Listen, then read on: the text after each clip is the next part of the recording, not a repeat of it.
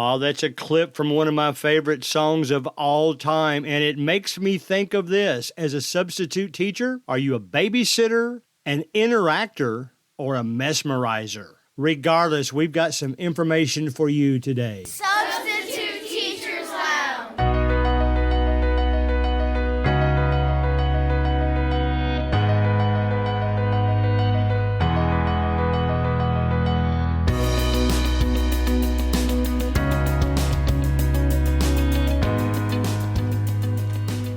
All right, this is Greg Collins. Welcome to this week's Substitute Teachers Lounge. I think we got an interesting topic. It is based on a poll I posted this week on our Substitute Teachers Lounge group page that, again, is growing every day. I hope you get to be a part of that. It's easy to find Substitute Teachers Lounge. I'm going to look at it right now and share with you the poll I asked, and then I'll let you be thinking. Are you a babysitter, an interactor, or a mesmerizer? And I'll tell you, I'm going to define those for you right now. And as I read these topics, be guessing how you think our voting has gone so far. Here was my question. Here was the poll I created on the group page. As a substitute teacher, do you prefer, the first one, work assignments organized enough that I basically just have to babysit the students? That was the first choice. Be thinking about that. See if you fall into that category, and we'll talk to you here in just a moment. And be thinking about what percentage of the votes you think went that way. The second one, work assignments that are organized but still require me to play an interactive role with the students. We'll call that the interactor, okay? That is where the work assignments are very organized, but maybe you do have to read to them a little bit. Maybe you have to explain some math. Maybe you have to go over the regular teacher's key and help explain some to them. That's the interactor. Then the last one. This is work assignments that don't take the entire time for the students to complete, so that I can do my own stuff too. That was the third choice. That would be the mesmerizer, where if you run out of things that the teacher has left you, you're prepared, you know some things you can do to maybe mesmerize or surprise the students or get the students to ask, how'd you do that? That's the mesmerizer. We're going to go through all of these, so be thinking now, and I'll tell you the results of the vote. Are you a babysitter, an interactor, or a mesmerizer? Now, I'll tell you which one I voted for. I voted for the mesmerizer category, work assignments that don't take the entire time for the students to complete, so I can do some of my own stuff. I like doing that. That's why I always keep some stuff in my back pocket. We'll talk about that here in a minute. The number one vote getter was work assignments that are organized but still require me to play an interactive role with the students. That was by far, that's the interactor. That was by far the number one voted for choice. That choice received 85% of the vote. So I like that. A lot of you like to go into the class and not just sit there, but being active. The teacher leaves you nice prepared things that's going to take the whole class, but it does require you to interact with the students so you get to know them. They got 85% of the vote. In second place with 10% of the vote is the one I voted for, work assignments that don't take the entire time for the students to complete so I can do my own stuff. That's kind of my personality. I like to be able to do that. I like to debate. I like to joke around. I like to do magic tricks. I like to do all kinds of stuff like that. Tell extra stories that really maybe have nothing to do with the class, or maybe they do have something with the class. But that is the one I voted for. That received 10% of the vote. And down at the bottom, and the one we'll start with first, is work assignments organized enough that I basically just have to babysit the students. That's getting about 5% of the vote. Go over to Substitute Teachers Lounge group page and chime in there, vote on that topic. We're going to talk about the babysitter first. Now, you're going to say, Greg, do you think wanting to be just a babysitter is wrong? And I'll answer it like this.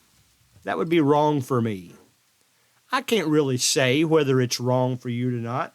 I think it's based on each teacher's personality, what they are comfortable doing, the classes they're comfortable teaching. Maybe you're didn't even think about that until we're talking about it now. Maybe you're a babysitter in one class because you're more uncomfortable with the topic or the class even. And then maybe you're an interactor in another class where you feel very knowledgeable, where you feel very comfortable with the group you're teaching. That makes you an interactor in that group. And then maybe you're so comfortable that you like to inject certain ideas. So I guess really you could go through all three of these categories in the same day. Let me talk to you babysitters first. Now, granted, if you did a word search, and by the way, there's a lot of these episodes are on transcripts now. If you'd rather read it that way, or if you have difficulty hearing the episode, I'll have transcripts now. If you go to the tab that says transcript, you can see those and read it. But you've heard me say, if you search for the word babysit, I don't think I have said a positive thing about a teacher who babysits the student since this podcast has begun. Now, that's a little unfair because there are legitimate reasons or legitimate people that they're just more comfortable with. And in this category, can there be negative babysitters and positive babysitters? And yes, there can. Probably the thing that is you have to babysit the students is maybe when the teacher left you a test to hand out. Obviously, if that test takes the entire period, you can't do much more than babysit those students. But even outside of that, if you're in a situation where you're going to be the babysitter, you're going to go in and just sit while the students do their work. Now, this has become more popular in the last 2 years. This is October 31st, Halloween 2021, when this episode comes out.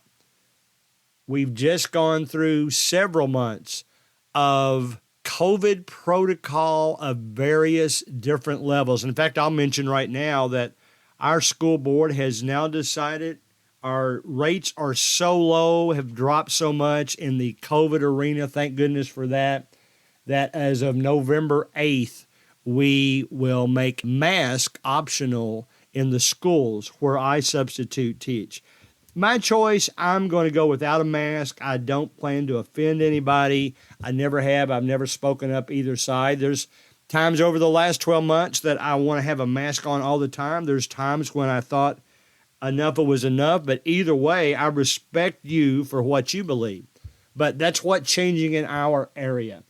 The babysitter, the teacher that likes to just go in and babysit, that's okay. But let me give you an example of what not to do. I've shared this before, but this is such a strong example. Even the students that weren't in the class heard about this. There was a substitute teacher that once came into a class, turned his back to the class. He told them that their work was on Google Classroom, and that was my point. A lot of work's on Google Classroom now. Maybe you can't do much more than babysit. But in his case, he sat down in the teacher's chair, turned his back to the students, put his earbuds in, listened to music, and didn't interact with them at all. And there was some teachers that walked by the classroom doors. Our doors have small, vertical, narrow windows in them. There's ways we can cover that up if need be, but most of the time we leave that open, and you can walk by and see the students and the teacher inside. And they noticed that the teacher always had their back to the students, so they told the principal. So the principal went by, knocked on the door. Substitute teacher never turned around. Obviously, principal had his own key to the door, so he walks in, calls the substitute teacher by name, never turned around. He proceeded to walk over to the desk, bang his fist on the desk and with his knuckles until he finally got that substitute teacher to turn around. Now, as I understand, the substitute teacher didn't act embarrassed. He just turned around and gave him the look like, yeah. Well, I don't know what the principal said to him. Don't want to know. They did let him finish the day, but he hasn't been asked back. So that is the evil babysitter. Please don't be like this. Even if you're a substitute teacher, even if you're just using it as a stepping stone, even if you're just going to do it for a few days, you owe it to those kids to be a proper babysitter style. Be sitting there. They need to know that you think they're important. Even if you're a babysitter, I would encourage you to always get up and walk around. Who knows, you may be able to help out with something they're doing on their work, maybe the problems they're working on. Maybe you'll see a story they're reading and you can relate one of your stories, and all of a sudden you're moving from a babysitter up to the next level, up to the interactor, and you're interacting with the students. It's okay to be a babysitter if that's who you are. That's not me, but everybody doesn't have my personality. You know from this podcast that I've got a strong, outgoing, joking around personality, and that's just who I am. Everybody's not like that, I understand, but at least if you fall into the babysitter category, make sure that you are at least there for your students and they know that you care about them, and that they're comfortable in coming up and ask you a question if need be. All right, the Interactor, this, like I said, this got 85% of the vote. By far, the majority of our substitute teachers fall into this category. Now, maybe that's a little bit of a misnomer because let's face it, you guys that are listening to the podcast, you wouldn't be here if you didn't care about substitute teachings. The ones that don't care, they're not looking for a podcast. They're not looking for ways to improve. An interactor wants to get better all the time. Here's what I picture an interactor to be. I don't care if the assignment is all Google Classroom. I don't care if the assignment is all paper on their desk. But figure out ways to interact with those students. Sometimes you're forced into it. I know that I've had to read a Robert Frost poem before. I think it's called Trees.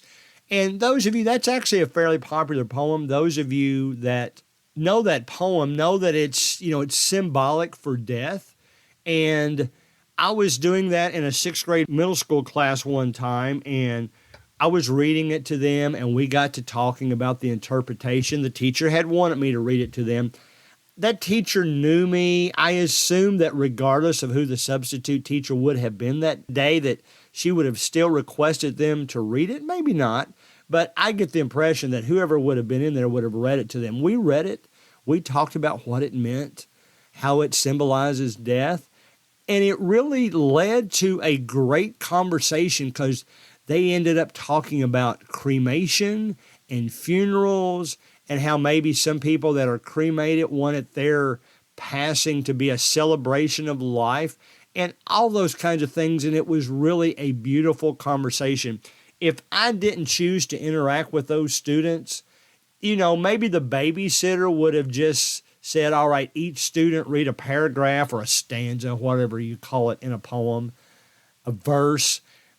Maybe they would have had them read it. An interactor reads to them, discusses with them, leads the discussion. You know what that means. That means that maybe you're a discussion starter. You throw out some points that will make the discussion important, and those kids will love you for it. You are all of a sudden an interactor.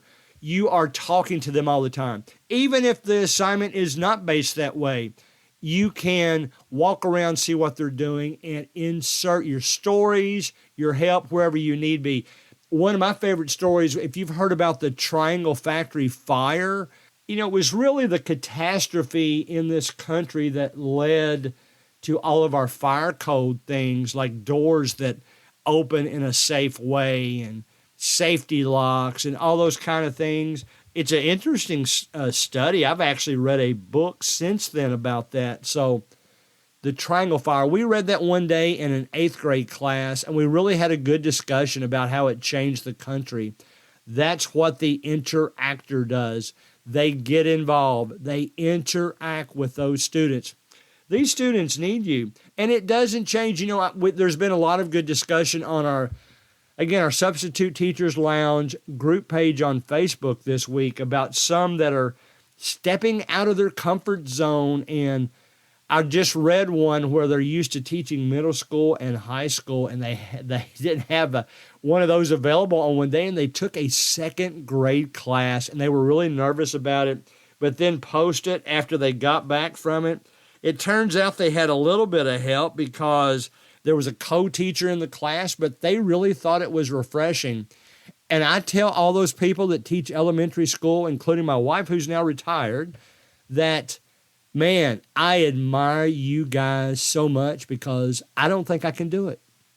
High school, middle school, those are the levels that I want. And most people will tell me, I don't want to teach those. So there's different parts of us everywhere. We all like to interact.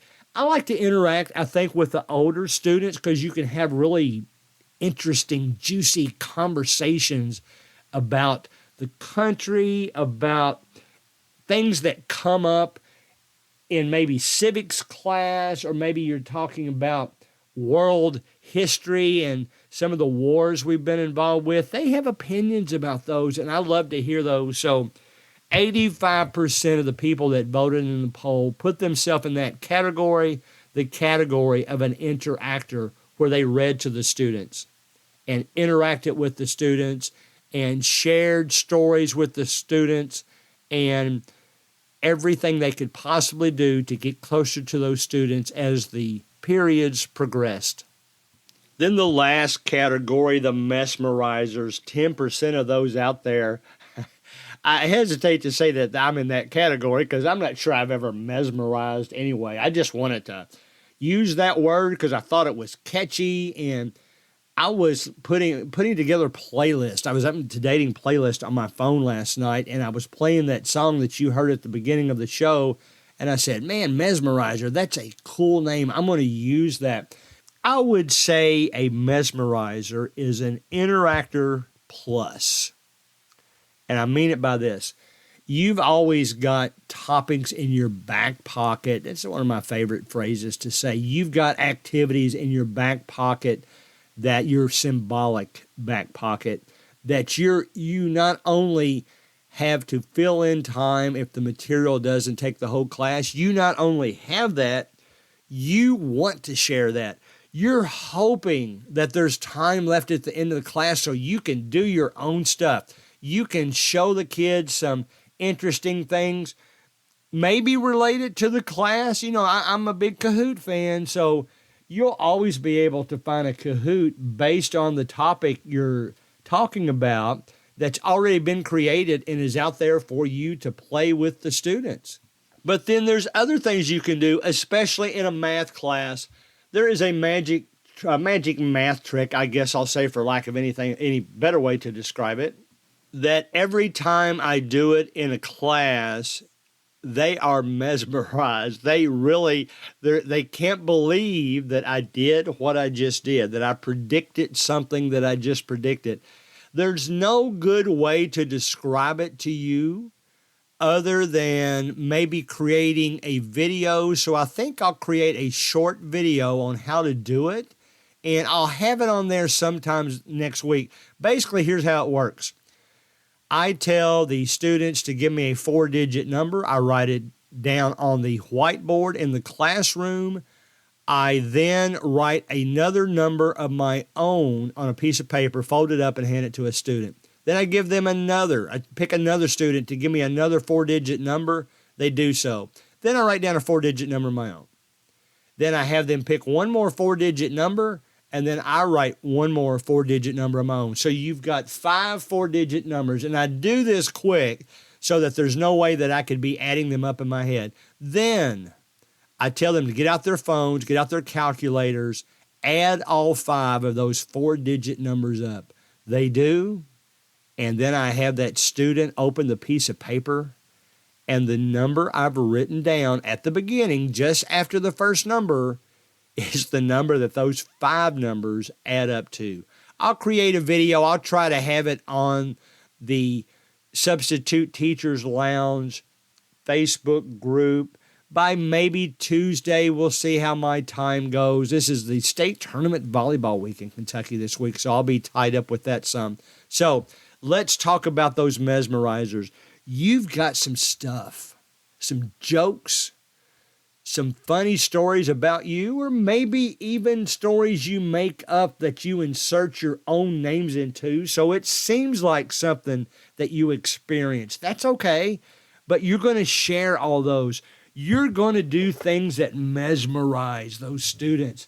They're going to say, man, that was a great story. You know, the class that I taught at the beginning of the year, 7 weeks, that was a biomedical class. I run into those students all the time, and I say, you know, how's your class going? Are you finally learning something? I don't feel that I taught you very much or that I was knowledgeable enough to help you with that topic. And they said, Mr. Collins, we are learning a lot more now, but they say, we really miss you in that class. We like the way you interacted with us, and the current teacher does too.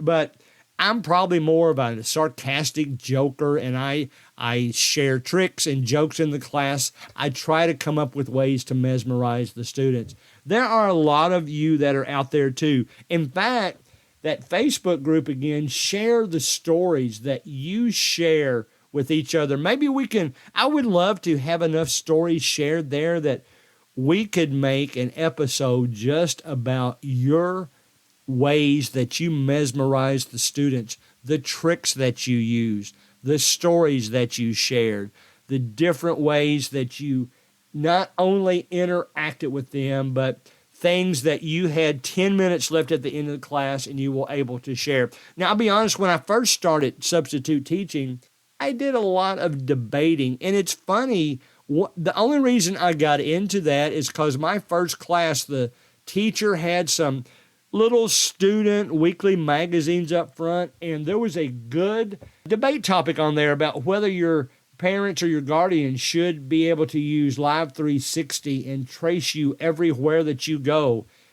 Interestingly enough, the majority of the students said yes. I've shared that topic with all students everywhere. I continue to do it. It's a popular topic all of the last 3 years. So I got into debating that way. I like to have a few minutes at the end of class where they can debate each other. I like to have them, maybe sometimes I'll hand out a survey and say, if you had to create the perfect substitute teacher, how would you do it? What would you tell them you would prefer them to do? What would you tell them you would prefer them to not do? Knowing that not making you do your work, that's not a possibility. But I always like to improve myself as a substitute teacher and get it in print. And those kids talk about me. They say, they're glad they have Mr. Collins in the class today. They know I'm going to try to do something interesting after they get their work done. So whether you're a babysitter, an interactor, or a mesmerizer, there is a place for you in substitute teaching. I hope all of you take this episode and learn not just to ignore the students, but regardless of which type of substitute teacher you are, be the best one that you can be.